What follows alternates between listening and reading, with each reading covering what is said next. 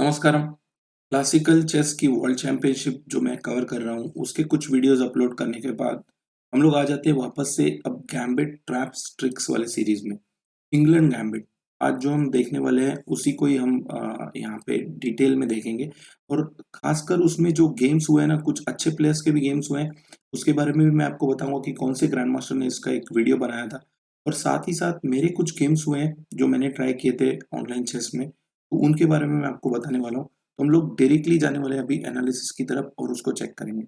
उसके पहले आपको एक मैं बताना चाहूँगा कि टॉप 5 गैम्बिट्स के बारे में ब्लैक की तरफ से मैंने एक सीरीज़ बनाई थी, वो आप वीडियो ज़रूर चेक करिए। तो हम लोग अब आ जाते हैं मेन गेम की तरफ, E4 E5। अब इतना अर्ली स्टेज पे कोई पॉन सैक्रिफाइस, मतलब ये फर्स्ट मूव है यार, यहीं पे आप पॉन सैक्रिफाइस दे रहे हो, तो डेफिनिटली कुछ ना कुछ इसमें होने वाला है, राइट?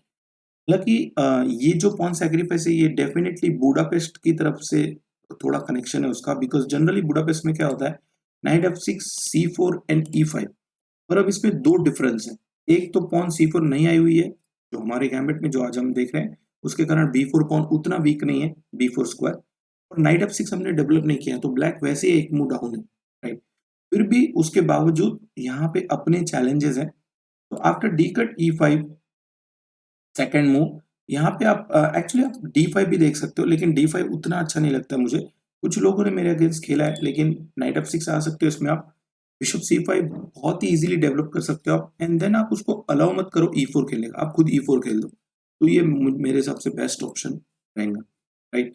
हालाँकि सेकंड मूव अगर हम देखें तो और भी एक ट्राई था व्हाइट की तरफ, व्हिच इज़ E4, जो कि E4, E5, D4 जो दानिश गैम्बिट नाम से फेमस है, उसमें भी आप इसको कन्वर्ट कर सकते हो। ई कट D4 C3, एंड अगर आपको ब्लैक से नॉर्मल खेलना है तो आप D3 दे दो और नॉर्मल खेलते रहो, राइट? सो ये एक पॉसिबिलिटी थी। तो हम आ जाते हैं मेन लाइन में, D cut E5, night C6 उसका एक्चुअली मेन लाइन है यहाँ पे, क्योंकि नाइट C6 के बाद आप सिंपली E5 को अटैक कर रहे हो यहाँ पे। इधर एक बहुत ही ट्रिकी आइडिया है, तब वो कंप्लीटली उसको आप गैम्बिट या ट्रैप केस में अलग से नहीं रख सकते हो। मैं इसी में आपको बता देता हूँ कि बिशप C5 आप खेलो सेकंड मूव। बहुत सारे ग्रैंड मास्टर ने इस पे कुछ शॉर्ट वीडियोस बनाए हैं। DC5, night to F3, D6। अब कोई भी ये सोचेगा कि चलो यार पॉन तो मार ही लेते हैं, बिकॉज़ जनरली बिशप F8 पे होता है। तो जनरली बिशप F8 पे जब होता है, तो यहाँ पे आप बिशप इंटू D6 मारते हो और आपका कोई एक मूव वेस्ट नहीं हो रहा है। बिशप C5 खेल के वापस नहीं आएगा। लेकिन यहाँ पे ब्लैक एक बहुत ही ट्रिकी मूव खेलता है, जो बुलेट में बहुत लोग फँसते हैं, मैंने देखा है, कि आप नाइट E7 खेल सकते हो। अब आप यहाँ पे सोचोगे यार उसने एक पॉन दिया E5 पे, दूसरा दिया D6 पे, तीसरा दे रहा है नाइट, तो मे बी उसको सब कुछ गलत हो रहा है या फिर कोई बिगिनर प्लेयर खेल रहे हैं। लेकिन आप इसको मार नहीं सकते हो, बिकॉज़ आप मारोगे ना, थोड़ा-सा नोटिस कर लो कि 5-10 सेकंड में आपको शायद आ जाएगा कि यहाँ पे सिंपली बिशप इंटू F2 आ रहा है एंड किंग इंटू F2 को क्वीन इंटू D1 आ रहा है, राइट? और ये गेम चालू होने के पहले ही खत्म हो जाएगा, मतलब 5-6 मूव में क्लियर कट विनिंग पोजीशन है। लेकिन यहाँ पे एक दिक्कत है कि ज़रूरी नहीं कि बिशप C5 को आप वही वैसा कोई भी देख लेगा कि D इंटू E7 ये, लेकिन ऐसी पॉसिबिलिटीज़ हैं।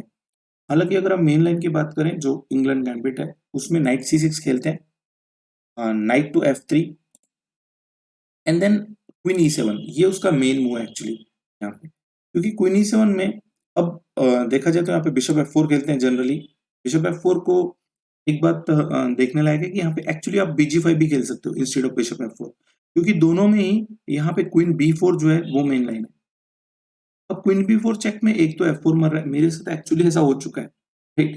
मेरे एक ओपोनेंट ने यहाँ पे नाइट D2 खेल दिया था and then I played queen into F4। तो कंप्लीटली भूल गया कि उधर, मतलब वो बुलेट या ब्लिट्ज में ही हुआ था, क्लासिकल में नहीं हुआ था, यहाँ रैपिड में नहीं हुआ था। लेकिन ऐसे मिस्टेक्स हो सकते हैं, राइट? हालाँकि अगर हम देखें तो बिशप F4 की जगह एक जो मैं ग्रैंड मास्टर आपको बता रहा था कि अमन हैम्बल्टन जो ग्रैंड मास्टर हैं कनाडा के, उन्होंने इस पर एक वीडियो बनाया था, जिसमें उन्होंने क्वीन सैक्रिफाइस का ज़िक्र किया था और उसी को देखकर मैंने बहुत बार ट्राई भी किया। तो अमन हैम्बल्टन की अगर बात करें तो ये ग्रैंड मास्टर है, वो बंदे के बाल देखो यार, मतलब ऑफ द बोर्ड भी अंगार है और ऑन द बोर्ड तो करता ही है अंगार, राइट? सो इसने एक वीडियो बनाया था जिसपे मैंने वो चेक किया था। हालाँकि अगर हम अब बात करें तो अब हम आ जाते हैं वापस बिशप F4। उनके गेम में एक्चुअली उनका जो मैंने गेम लिया वो नाइट C3 खेला था, उसको हम थोड़ा-सा एंडिंग देख लेंगे। बहुत ही ब्रिलियंट उन्होंने खेला था उसमें। Night into E5, knight to d5, knight f3, gf3 and queen d8। Opening wise अगर आप देखोगे ना तो ये बहुत ही इजी लग रहा है, सब कुछ साफ सुथरा व्यवस्थित लग रहा है और ये आराम से इक्वल होना चाहिए, राइट। ब्लैक को पॉन वापस मिल चुकी है, व्हाइट का एक पॉन डबल है, लेकिन इतना प्रॉब्लम नहीं है उसकी गेम में और ये इक्वल होना चाहिए। हम इसके लास्ट पार्ट में जाते हैं डायरेक्टली जंप करते हुए, राइट। ये उसका एंडिंग आया था इस गेम का, जो मुझे इंटरेस्टिंग लगा, मैंने बोला आपके साथ शेयर करता हूँ। अभी बिशप c6 खेला यहाँ पे, बिशप टू b4। थोड़ा सा प्रॉब्लम है व्हाइट की तरफ से कि लाइट कलर पे सभी पॉन है जिस कलर का बिशप है। d5 takes and then bishop f7 मार दिया। अभी व्हाइट एक पॉन डाउन है, लेकिन बिशप f1 के बाद h3 मिल रहा है। सडनली यहाँ पे क्या हुआ, जैसे बिशप h5 खेला, बिशप इंटू h3, व्हाइट ने खेला किंग d2। अब वो एक्सपेक्ट कर रहे हैं कि यहाँ पे मैं आराम से किंग e1 किंग वापस पहुंच जाऊंगा और हारने का तो कोई सवाल ही नहीं उठता। बट यहाँ पे एक अनएक्सपेक्टेड मूव आ गई और उन्होंने यहाँ पे बिशप इंटू f5 मार दिया। और अब आप देखिए e इंटू f5 के बाद h3 और ये लॉस्ट ही है। यहाँ पे रिजाइन कर दिया। ओपोनेंट जो था वो 2155 था, मतलब मैं से तो थोड़ी कम ही रेटिंग थी उनकी, बट उन्होंने ये नोटिस नहीं किया और यहाँ पे बताओ एक वक्त उनकी अच्छी खासी पोजीशन थी, हारने का चांस बहुत कम था, लेकिन विंबलडन ने उनको घुमा दिया, राइट। सो अगर हम यहाँ पे देखें तो f4 आ रहा है यहाँ पे, हालांकि उन्होंने डिजाइन कर दिया था, पर f4 को e4 आ रहा है एंड देन व्हाइट जो है वो इस डायगोनल पे नहीं जा सकता है, किंग इस पॉन से बहुत दूर है और ये पॉन जो है वो रानी बनने वाली, राइट, क्वीन बनने वाली। तो अब हम वापस आ जाते हैं क्वीन e7 की तरफ। यहाँ पे बिशप f4 खेला सपोज, तो यहाँ पे मेन मूव जो है that is queen b4, right. अब यहाँ पे आप अगर देखो तो d2 मर रहा है, f4 मर रहा है, तो बिशप d2 मेन लाइन खेलना चाहिए यहाँ पे, राइट।